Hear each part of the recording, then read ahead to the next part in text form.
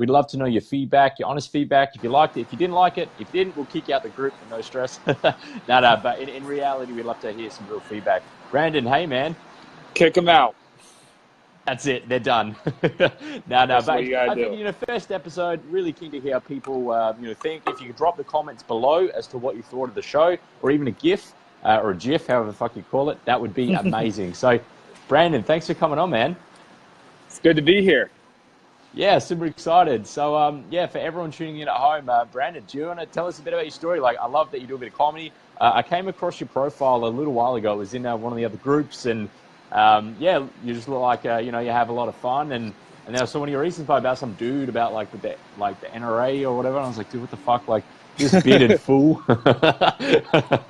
Yeah, man. So I'd love to hear about how you all got started. So you were a dating coach initially, is that right?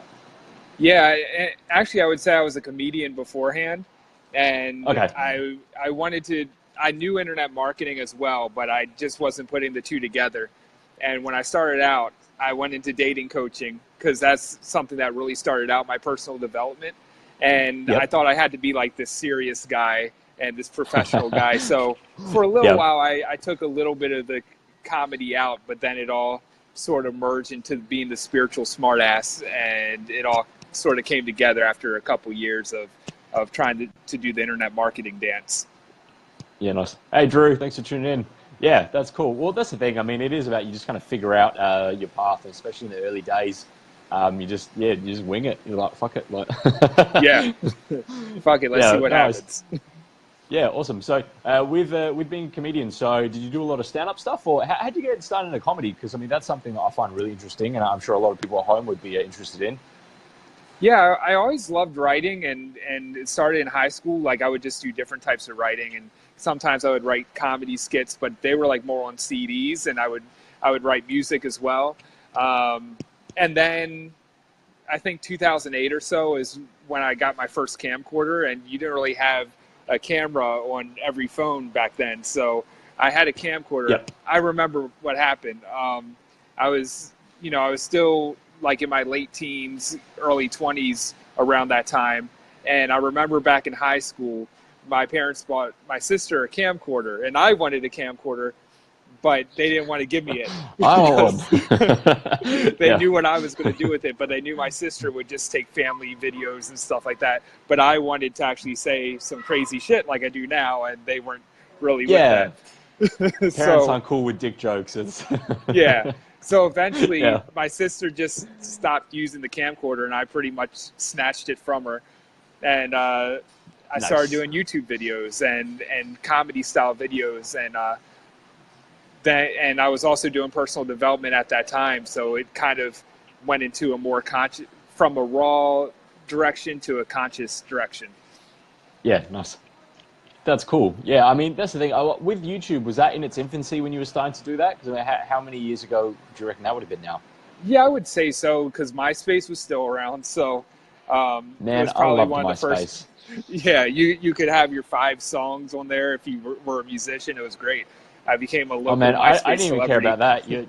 You're saying you're a dating coach. I'm just like, dude, in high school, MySpace is Oh yeah, great. And then all these people on the internet just decided, hey, we can talk behind a screen and we'll just ruin it for everyone else. post a hot bulletin and on MySpace. Yeah. The funny thing Oh though shit. is when I was dating around then, and there was like plenty of fish, or you could meet a woman on MySpace or something like that. I noticed like a lot of guys frowned upon that. It's like, oh, you've met a woman online, and, and now people have Yeah. Tinder, and that's all they do.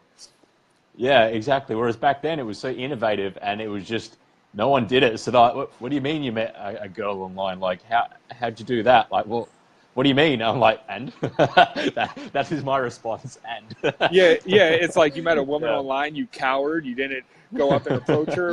And now everyone text Uh, messages.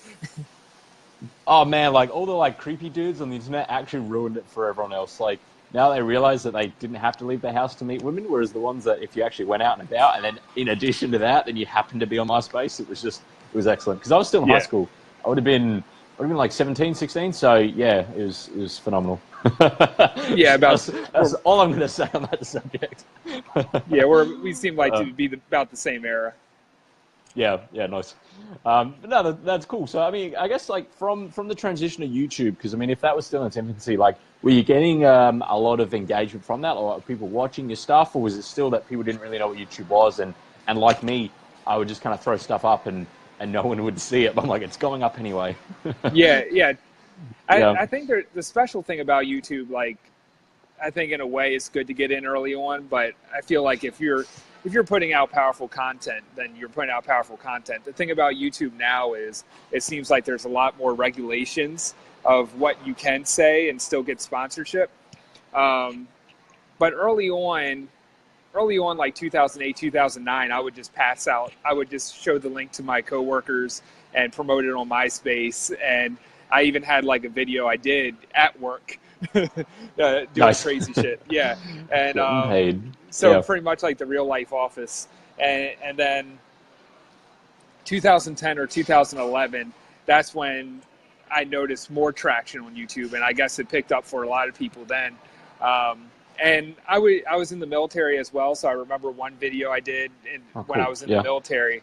My squad leader specifically told me not to do videos overseas, but I did it Yep. anyway. And I Shit. did a video that went viral across the army. Like the entire army Yeah. knew about it, and it was like 40,000 views. And, Fuck. and Yeah. so like everyone in my platoon saw it, and it wasn't against regulations or anything. But when he found out, he was pretty pissed off. I can imagine. Yeah. Yeah. That's funny. Are you able to go into the video at all, or is that safe for another conversation? Uh, yeah, the video was like it was called "Shit Military People Say," and there was like this trend going on of like what shit something something says. So when you played Yep. along that trend, you had a chance of going pretty viral. And someone Okay. Yeah, recommended pretty me cool. eating lunch. We were eating lunch. He's like, "You should do like a shit army people or military people say," and I did it, and I didn't even know it was going to be that big of a deal. But then it caught on, and people just started spreading it around because so many people related, and that's where it goes into like tying into a niche. It's like I hit that military niche, and Yeah. you know, you may think to yourself is like, oh, well, you're only targeting the military. You're not targeting everybody. It's not mainstream. But by making that target and narrowing in on that, that's what really made it viral. Yeah. Nice. No, that's awesome. Drew's had a really good question here. I guess in relation to the dating space online, would you say that modern technology is actually ruining the confidence of our youth? Drew, that's a really good question. Brandon, what's your thoughts on that? I could see it go two ways Yeah, I was because kind of thinking that. Yeah. technology, if it wasn't for technology, I wouldn't have the confidence I have because or I might have found a different way, but my confidence started is ending up on somebody's email list back in 2007 when I just got out of a relationship with my ex, and it was like a horrible relationship because I was modeling how my mom and dad did it. Okay. And Yeah. Fair enough. so yeah, like every woman that I met, my palms are sweaty, knees weak, arms are heavy, all that good stuff. Mom's spaghetti, and Yeah. and so being on someone's email list and learning helped me. Now on the other end, like I feel like the information age split people in half to two Yeah. extremes. You either have people who are so advanced because they spend their time looking up information and looking to transform their lives. But then on the other end, you have people playing Candy Crush and laughing at the dumbest shit ever and doing Yeah. talking emojis or whatever. So I Yeah. think it goes both ways. Yeah, yeah, that's fair enough. I mean, because I guess with everyone online, especially the younger generation now, and fuck, I sound old saying that, but yeah, I mean, really, it can go both ways because I guess if you are, already say a confident individual, or you do spend a lot of time and you get yourself out there, like that's something that, as you said, you can learn a lot more about what's going on. Whereas for those that I guess are in their comfort zone at home, even as a awkward teen, they may want to continue that trend in that they just stay home and consume and not get out there and meet people. So Yeah. yeah, it can really go both ways. I mean, in saying that, the confidence in some ways as well, like it has reinforced some biases and some trends as to way like some people will speak to others online that it really dehumanizes some of the conversations. Like it's pretty crazy with some of the shit you read. I remember once I saw it. It was like a screenshot on. It went viral, and it was basically like the worst of Tinder, and it was someone just basically just blasting someone else. And I was like, oh, this must be like a guy's thing having a bit of a laugh, and they said the worst guy in Tinder. I was like, all right, so it's a woman's thing, and they're blasting this dude.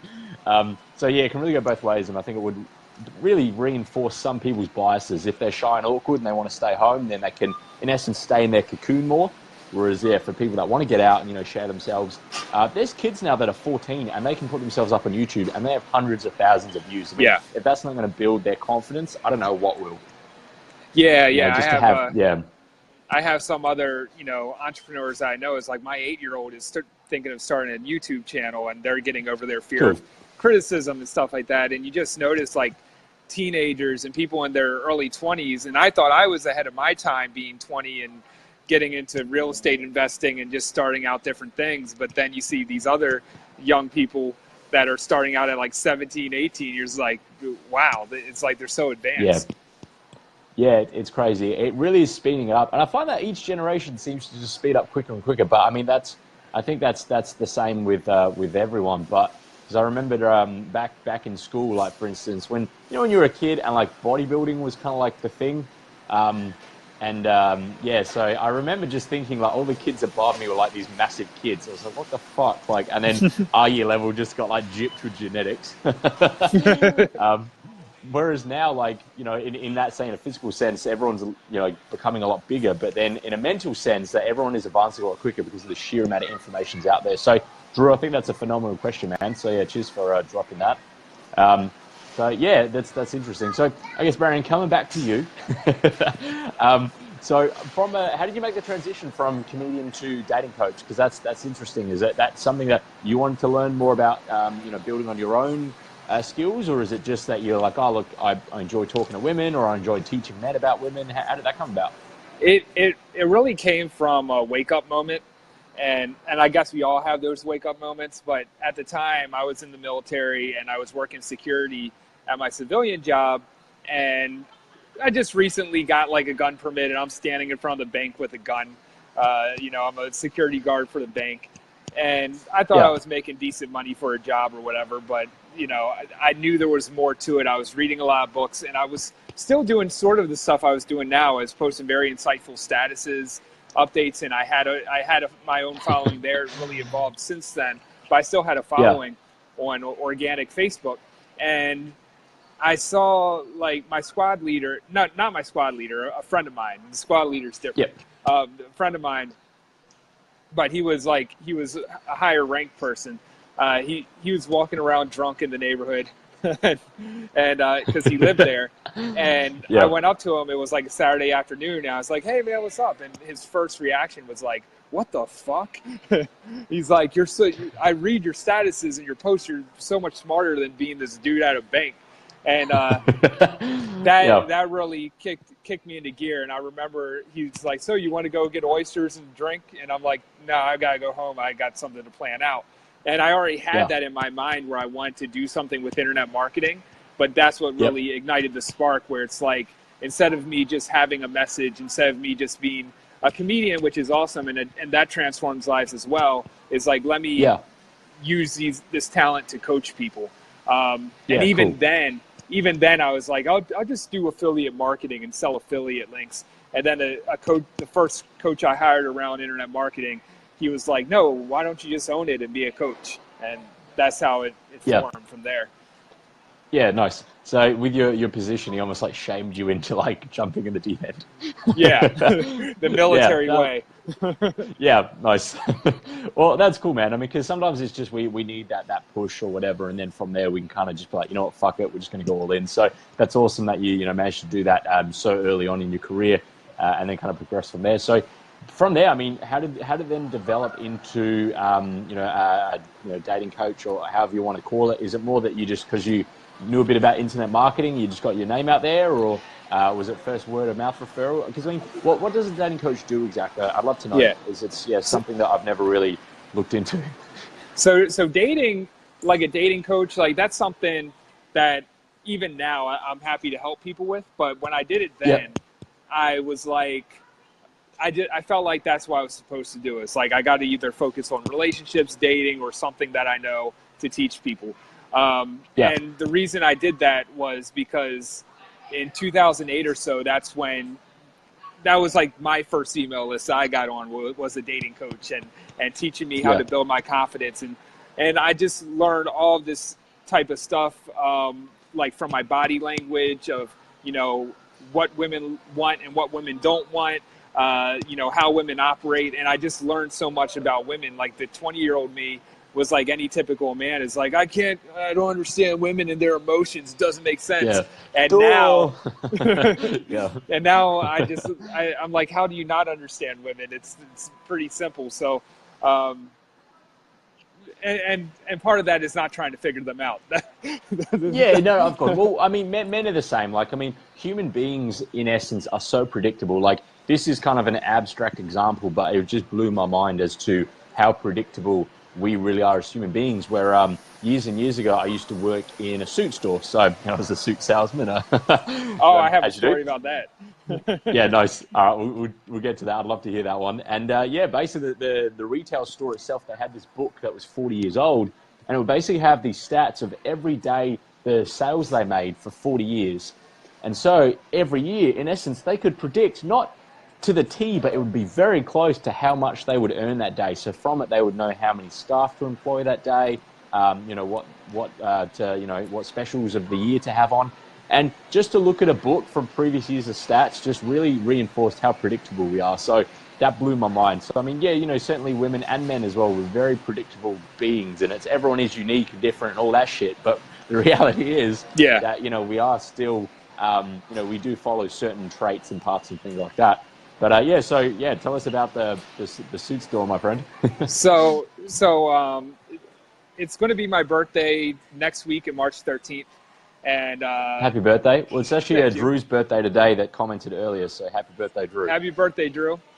Pisces, Team Pisces. Man, I don't know how you know that. Star signs just... Chick's like, oh, so do you, what star sign are you? I'm like, I don't fucking know. Like, Google it for me. That's awesome. Oh, shit. No.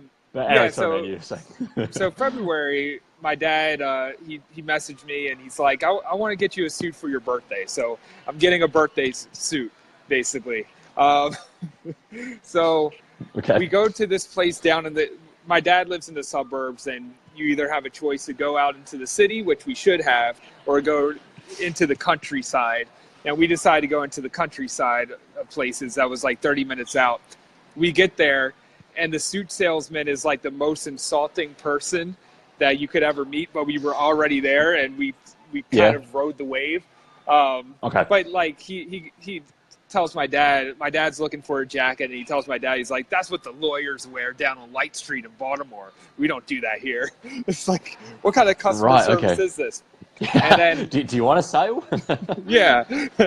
Then I didn't know the measurements of my chest. So he was like, have you ever wore a suit before? Like he's like shaming me. But yeah, like I got a suit fitted like 5 years ago. It was just, I didn't have the number on me. So what happened is like he takes the measurements, and I'm unsure about it, but 2 weeks go by, we end up getting the suit. 2 weeks go by, come back up there, and I would try on the suit, and it just seemed big. But it's like one of those situations where it's like, well, he kind of messed it up in the first place. Am I going to tell him? It's like, is he? Yeah. And it's one of those things that they're defensive, they're not open to learning, and they're not open to growing. So I didn't bother. I just took the suit, and then I took it out to the city and got someone else there, and their reaction was priceless. They're like, how the hell did he do this? This is like 2 sizes too big. This doesn't make sense. Yeah. So that was my suit experience, and I'll probably get it next week, so that's good. Yeah, awesome. Well, that's the thing, like when people are open to learning, because the fact I worked in men's fashion for such a long time, years later I went into a store and I wanted to buy a shirt, and I was like, oh, I'm about this size. And he's like, no, let me measure your neck. And I was like, well, I got kind of a thin neck, like it's not really going to be in relation to my shirt size. He's like, no, let me like measure it for you. And he said whatever the size was. I was like, bro, that's not going to fit me. He's like, yeah, will. I'm like, dude, I'm telling you right now, like if you give me a shirt size just in relation to the neck, like, and I was going to gym a bit more as well. So I was like, yeah, dude, like 100%, this child's neck size is not going to fit me. So he gives me a shirt. I can't even get my arms in it or get it over my body. I was like, dude, like, you need to learn your job better. Yeah, That's it's like hilarious. old. Yeah, so they're Yeah, usually yeah, going. it's like it's the old guys because like same thing here in the when I went to the city, it's like the suit salesman in the city. He's like, oh yeah, he's an old dude, isn't he? I'm like, yeah, and it's like they're Yeah. just stuck in their ways and they think they know everything.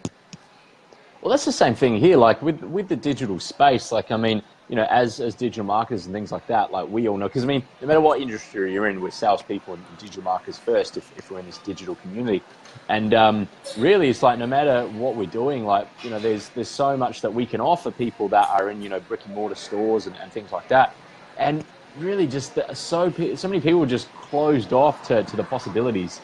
Yeah. Um, like take chatbots for instance. Yesterday I was just curious. I Facebook messaged a gym and I just said, "Oh, hey, is this a chatbot?" And they're like, "No, what is it?" I was like, "Oh, I just wanted to check it out because doing a bit of competitor analysis, that sort of thing. All your competitors are doing it." And they're like, "Oh, I see." I was like, "Oh, excellent. They're actually open to this." Whereas I found a while ago, like start of the year, like I was really focused on building websites and I was pumping out heaps. And I went on this one site. I found some random lawyer, and it was a really old dude. Like his photo was just when you see the photos that were taken in like the 90s, but then they just repurpose that for Yeah. everything they have. Yeah. So this website was like a piece of shit. Like it was like 2 pages. This is a lawyer. It's like, dude, you should be cashed up. So I basically emailed the guy and I was like, oh, hey, just some like friendly feedback. I came across your website. I would recommend you doing this and this. Just to let you know, this link isn't working either. I would love to help update your website for you. Please let me know. And the dude was just like, pfft. I was like, that's fine, man. Like, if you want to just lose the lead, like, that's fine. So, Yeah, yeah, man, like, that's the that's thing. another thing about our generation. When you think of it, it's like I wonder what it's going to be like when our generation is older. If there's still that openness to learning, because we're indulged in all this technology and a life moving so quickly that I don't see that age itself as something that makes you closed-minded. But I could see more people from our generation able to ride the wave and upgrade their Yeah. technology and adapt a lot more.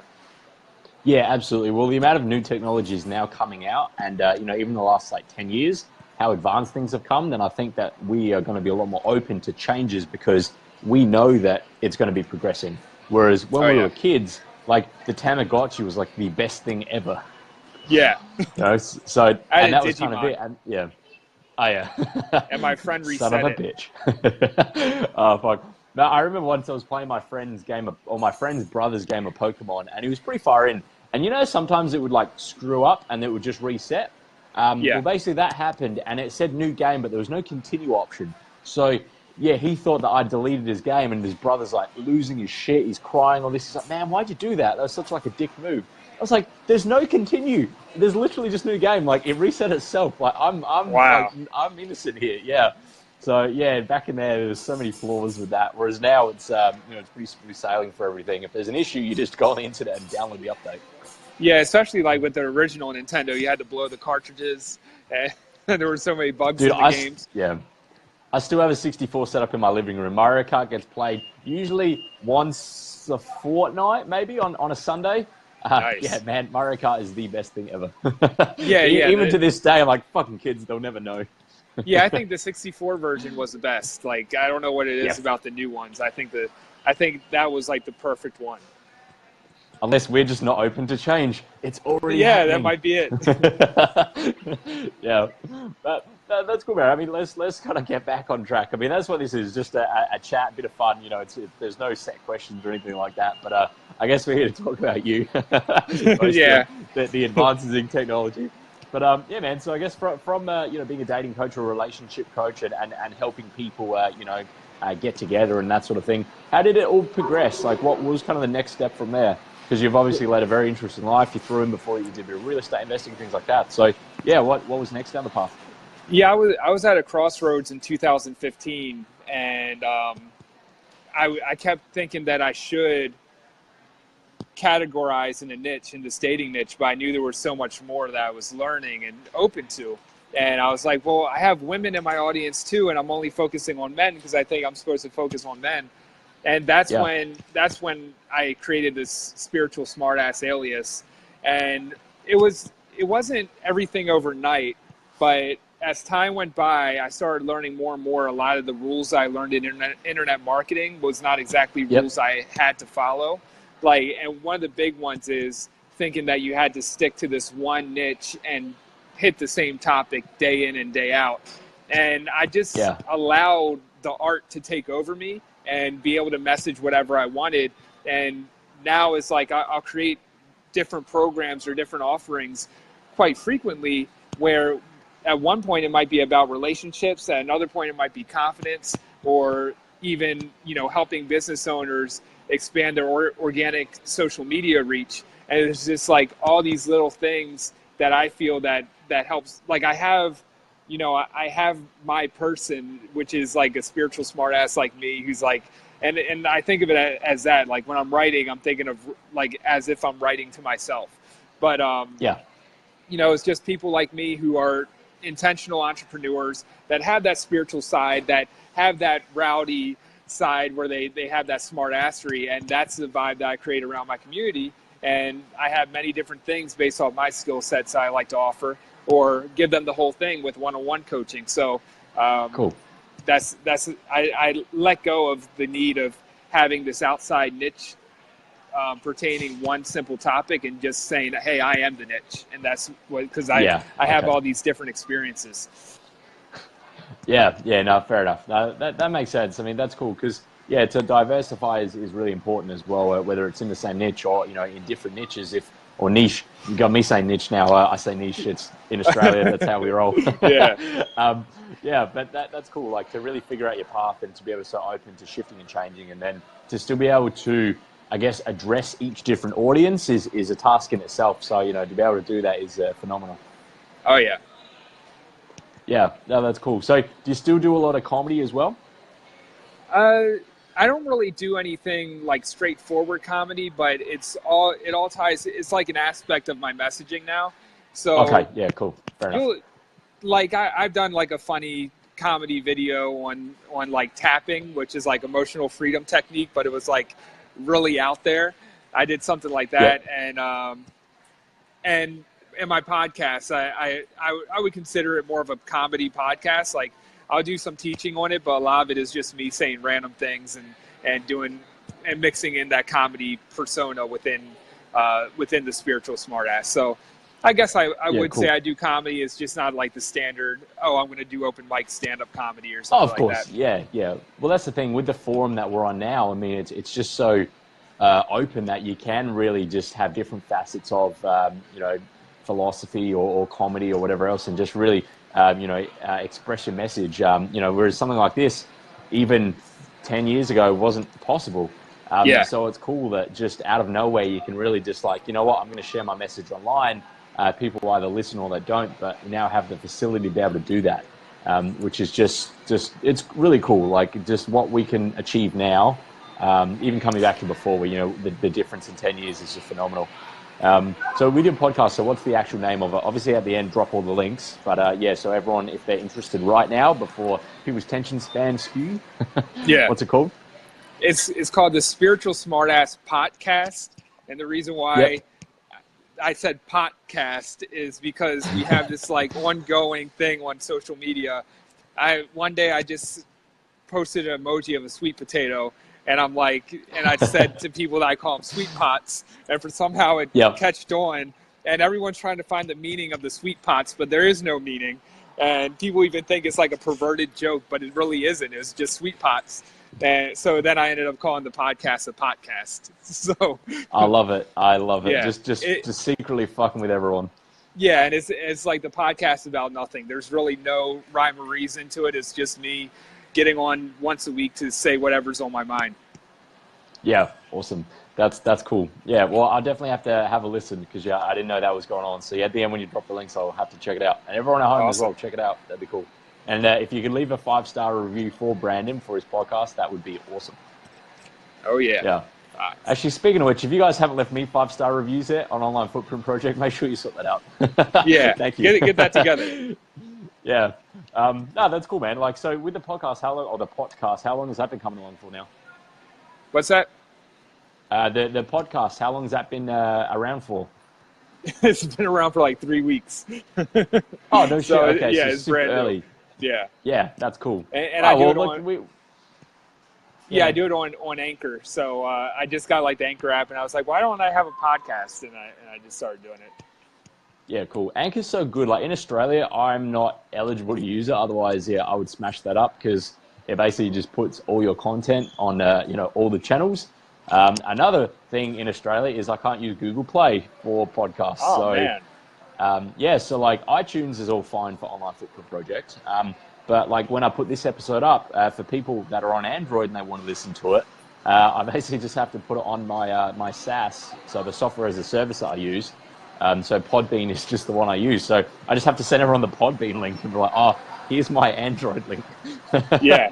But if you're on your phone, you actually have to download the Podbean app to play it. And I'm just like, son of a bitch. Jeez. They Yeah, gotta make it all it's just complicated. man, I'm trying to get like downloads here and stuff, and there's just all these barriers to entry. It's just, yeah, Yeah, you just gotta make it simple and just. I wish it was something that would just upload it all over the place. Well, Anchor does a little bit of that, but like just throw yeah, one version on YouTube, one version on Facebook. And I wish Instagram played longer videos, but that's another topic. I could go on yeah. a whole I rant think that, about yeah. that. Oh man, well, I mean, I get that they want to differentiate themselves, especially because otherwise it would just be just Facebook all over Yeah, again. But yeah, look, I guess it's good that there's a point of difference, but at the same time, like if you've got a video, the amount of times that I've put up a video and I've had it to edit it just so it fits in with their time frame, I was like, this is really not something I want to spend my time doing. But yeah, yeah, yeah, it is what it is. But I didn't realize with Twitter because I just don't use my. Well, I've started using it now on Twitter. It's RossMac88. But it turns out I had it for like such a long time, and every time I'd upload a video, it would then post the link in my Twitter account, so it looks like I'm still active. So it's like I had like I don't know, 30 friends or something, and then I'm active for like a year. But in the reality, it's like it's like well, no, it wasn't that at all. It's just I wasn't touching it. So yeah, to get everything out on one platform will just be phenomenal, and it's going to spray out. But oh yeah, they'll get there. They'll get there. I'm sure there's probably already apps out there or bits of software where people just log in. It just does it for us. We just haven't really put in much effort to finding or these things. yeah, or Facebook just takes over the world. Oh, they will. They'll have these cyborgs like one day, and then there'll be little Facebook banners on the side, like sports shirts. So, Brandon, tell us a bit about so with what do you currently have going on? So, because obviously you've got a lot going on, but what would you say is the main facet of your business? Let's see. So the main thing I have going on right now, like I have different offers every week, but like the main thing I'm doing right now is bringing as many people on one-on-one calls to help them show up in their business. So bloggers and coaches and people who want to put their message out on social media. And I'm Yeah, helping people do that in a simple way without doing all like, because what I noticed when I first became a coach is like I had all these different ways to do it, and I had plenty of strategies, but then I didn't know what to do because I had too many yeah, okay, strategies. I'm like, do I post an yeah, article? Do I do this? Do I do that? This is how I build yeah, my client? And what I found is probably 95% of the people I talk to, they just need that boost to share their unfiltered self and get over that fear of what people will think if they just hit the live video and started recording. Um, yeah. Cool. Just so fuck it and do it, basically. yeah, so that's mainly Yeah. what I've been helping people doing is to just put themselves out there unfiltered. Yeah, nice. That's cool. Because I mean, with Facebook Lives, for everyone watching or listening, I always recommend if Facebook Lives are going to be so powerful for your business. Getting your name out there and things like that. But if you're quite unconfident in doing the Facebook Lives, doing it on camera, just on your phone first, not live, and no one else seeing it, just practicing doing that way is such a powerful tool to be able to get used to being on film. And then you can evaluate yourself and audit it. And then from there, you can then do videos that you upload.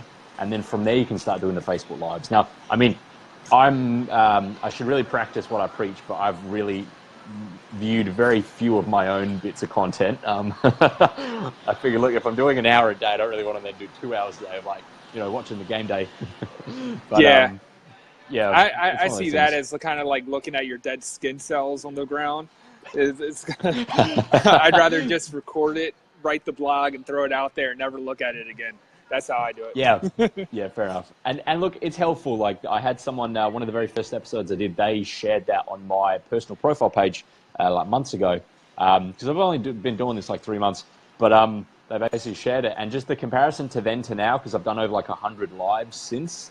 I was like cringeworthy, like it was cringeworthy at like just how different the videos were.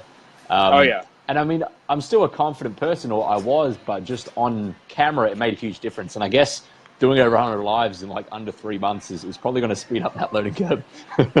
Yeah. Yeah, and things are still progressing. Like even now, I'm kind of opening up more to my personality and that sort of thing. Because when you first start out, you're a bit rigid and you don't really know what you talk about and all this. And now I'm just like, fuck it. Yeah. Rob says, "Hey guys, what's up? Late at the party, I lost my phone, then realized it was in the fridge." What? So weird. He's like, "So I'm going to get this piece of food, and I'm going to exchange it there." Like in Indiana Jones, where he's got the bag of jewels or whatever, and he like a bag of sand, and he swaps it with the jewel. Yeah. Well, I was on a call, a client call a few weeks ago, and maybe a month ago, and it was like a super hot day, and I was on the phone, and because it was so hot, I was like, "I'm going to go to the beach." Like it's just, I'm on a call, it's not a video call, so I can just go to the beach, and it was so hot that when I got there, because in the car was like sweltering, my phone turned off for being too hot. So as soon as I got home, I put it in the freezer to cool it down. And then like 20 minutes later, I was like, "It's good again." Yeah, that's so good. Well, Rob, I'm wondering, what did you get from the fridge? Was it like it'd be pretty late for you over there, yeah? So yeah, what did you exchange the phone for? It was probably I'm something curious. really good. Oh, of course, it was super healthy, and that's why I've got abs, because I eat super healthy all the time. Last night, for like the second night in a row, I was going to go to the fish and chips shop and get like a massive thing of chips, but they'd shut. I was like, "Fuck, cheese, awesome." There is this video on YouTube, and like I really just shouldn't even talk about it on here, but like the dude, he's morbidly obese, and he basically buys a block of cheese, and he sits there and he narrates eating the block of cheese. Oh, It man. is honestly, I can't watch the whole thing. I'll dry reach watching it. Like you think Two Girls One Cup is bad? Like this guy just eating a block of cheese is just repulsive. It is the funniest thing ever. I can't watch the whole thing. It's just I Wow. laugh too much. The first time I saw it, I cried a little bit laughing. Like that's how bad. Right, guys, oh, you've seen my video. Oh fuck. So yeah, Brandon. I mean, that's cool, man. Like it's everything you're doing is awesome. Like you obviously starting to get quite a bit of a following for what you're doing, and for doing it so long ago and now becoming so established. What do you think is next on I guess your journey? Oh, well, the big one is just being straight up location free, and that'll Cool. be probably be happening the end of March or early April. And yeah, I'm selling all my shit, and I'm to like maybe 15 items in the backpack, and I'm heading out and Yeah. Airbnb-ing it up. I have Vegas on my mind, but I also have like the Carolinas on my mind as well, and then all types of different places. And I'll probably be going back and forth from going out there and then coming back to Baltimore and then going overseas and stuff like that. So it's going to be an Yeah. exciting year. That'd be cool. That'd be really cool. Yeah, we have a question. Are you at a coffee shop? It's kind of like a coffee shop. It's a grocery coffee shop. it's a Wegmans. So it's like Fair this enough. cafe area.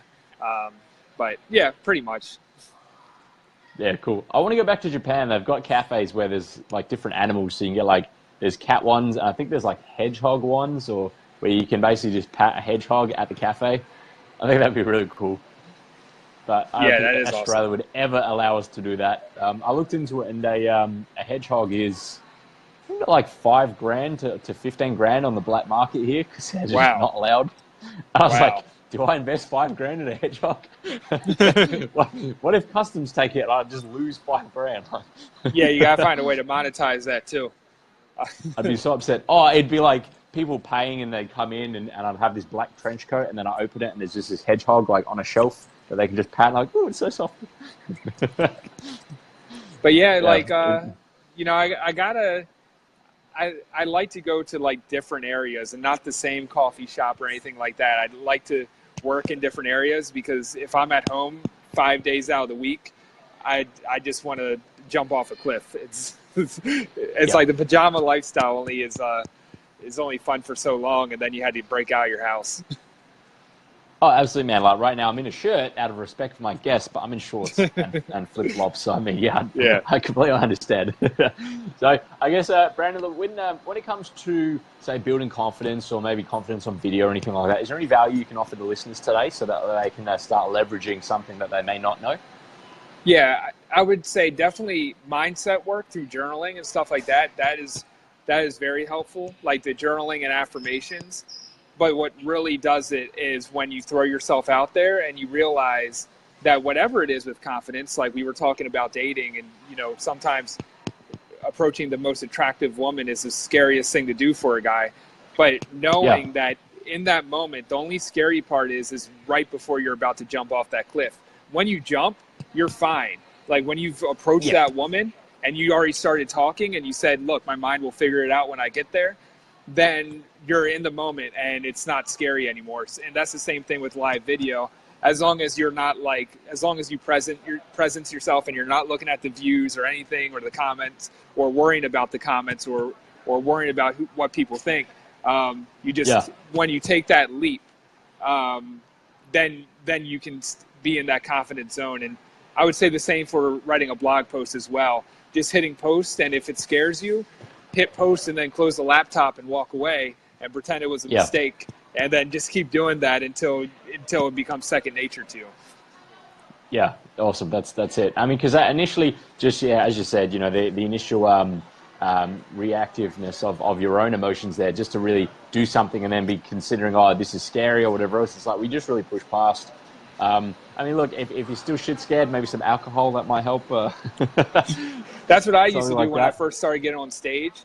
I would use alcohol, and the first few times it worked very well, and then I overdid it and messed it up. But then, Yeah. but that Nice. helped that helped get the first steps of me out of there, and then I just started doing it sober. Yeah. Comment here goes, I read a comment and said, stop swearing. And I was like, fuck you. And I looked closer, it was my mom. Sorry, Ma. My Rob mom's a coming up bit with the different than goods. that. Yeah, fair enough. But no, the first time I sent out like a mass email of like cold emails that were collected, yeah, I got a little drunk because I was like, I'm just waiting for like all this hate mail to like come back, and it Yeah. was really getting in my head. So I was like, I'll just have a few glasses of Hennessy and I'm good. Oh, And in the Hennessy, end, nice. man, well, look, I don't drink that often, but when I do, I at least have good taste. Yeah. Yeah. But it was funny. One time, years and years ago, I was at a pub with a few friends, and I was blind drunk. Like, and sometimes when you're so drunk that you kind of wake up and you've kind of been in auto drive for the whole time. Yeah. Well, yeah. Well, I sobered up a little bit, and there was just this really hot girl that I'm sitting down talking to next to her. I was like, I don't know what the fuck I said to open this girl, but she is. Yeah, this conversation's going great. I was like, damn you, Auto Ross. Why don't why don't you teach me these things? Yeah. Make some notes or something. That's hilarious. I Yeah. honestly had no idea how we met, why I was sitting next to her, and we were like mid conversation. It wasn't like we just started talking. I was like, man, I gotta like make notes. I did have a moment like that. I got her. We were actually, a little further away from home, so I ended up bringing her back to her place, and I was with my friend, and she had a friend, but my friend. It was funny because my friend was a designated driver because I didn't trust myself, and he's the one who ended up passing out and puking in their bathtub. Oh, damn, man, And that's nasty. yeah, and I was like at the perfect level of drunkenness, so it ended up working well for him, but they ended up drawing on him. So he, Nice. My housemate, he's massive, like he's 6'5" or something like that. Like he's a big dude, and I was just like give him shit, and everyone was like, one day he's gonna snap and just murder you. I was like, yeah, well, until then, like it is what it is. And when we were kids, we went somewhere, and then afterwards we went back to a friend's house, and yeah, we were all super drunk, and he passed out, and there was a texter there, and someone's like, "Oh, let's draw on the drunk guy," and they're like, "Actually, no, he's like a really like." And a lot of these people hadn't met him before, and they're like, "No, he's a really big dude. Like that looks scary as." I'm like, "Oh, it's cool. I'll go first." And I just draw this big, just veiny penis from the neck all the way just to here. And like, "Are you sure this is okay?" And I was like, "Yeah, he'll be fine." So yeah, if you pass out, it's just assumed you're gonna get drawn on. oh yeah, But yeah, we've had a really good question here. would you say video resumes for intros instead of paper resumes? Do you think they'd work better, or what are your thoughts there, Brendan? I would definitely say video resumes are better. Me personally, I just kind of message and people come to me. But if I were to do a resume, I would do video over paper because that would stand out more. And there's a lot less people willing to do a video. So everything you do, you want to pattern interrupt. And if that video is often going to pattern interrupt somebody because it's going to be different. Yeah, and more personal awesome. as well. Definitely. Yeah, absolutely. There's a years and years ago when I was early 20s, there was a position that came up, and basically you were able to be a public speaker to schools, and it was like paying $50K a year. And for early 20s, I was like, wow, like that's an amazing amount of money. And basically you would just go to different schools and be like a support system, do a bit of public speaking, and they asked you to do a video resume, and it's still up. Like all my friends are like, you got to remove that, man. I was like, I don't care. Like it's just basically I do it. And I'm sitting there and I'm like trying to be like overconfident, just be like, oh, I can help the youth with this and that. And then their friend's house light did it as his grandfather had war medals. So then one of the scenes is the war medals are right next to my face. And then I'm doing it more. It's so good. Like it's so bad at the same time. But yeah, resumes really, I think for the fact that one of the scenes I then changed into casual clothes with a cap backwards, trying to like relate to the youth. I think that's why I didn't get a job. That's hilarious. So if you ever see Ross McFarlane video resume, it's just, it's one of those things that in 10 years I'll be on like a talk show and they'll be like, yeah, so we found this on YouTube. I'm like, should have deleted it. But it's a bit of fun. Oh, yeah. Yeah, man. So yeah, Brandon, this has been awesome. This has been a lot of fun. A lot of interesting chats and things like that. So I guess Rob wants to see it now. Yeah, man. Look, I probably shouldn't have brought this up. It was one of those things that's like my secret shame that's on the internet. That, but it is what it is. But yeah, man. I mean, I guess like with you packing up and moving, becoming say like not necessarily a digital nomad, but living that laptop lifestyle. Like, is that promptly through because you're doing a lot of like the course coaching, on Skype and things like that, and you sell a lot of stuff like digitally as well? Yeah. So mainly like digital programs. Usually I do them out of Facebook groups, and if it's a group program or I'll have like one-on-one packages with people and do it through Voxer and on the phone. But yeah, that's all I do. So I can go wherever I want, and freedom is one of my main values. So it just doesn't make sense for me to be like in Baltimore anymore, stabilized right there. And plus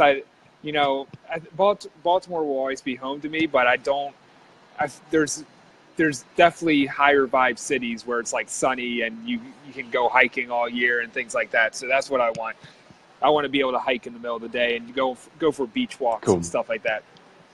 Yeah, that's awesome. Yeah, that's really cool. And that's really like the laptop lifestyle was just phenomenal. Like that's really why I got into business. Like, I want the autonomy just to be able to travel around or to do beach walks and things like that. There's some really cool nature trails here, so I hit those up periodically, so it's cool. But yeah, man, look, this has been like a phenomenal chat. I've had a lot of fun, a lot of laughs as well. So I really want to thank you for coming on. I guess for everyone that is listening in at home, how do they get in contact with you so you can actually help them, in one way or another? The best way is hitting me up right on Facebook. I keep it simple. So my personal profile at Brandon Marshall.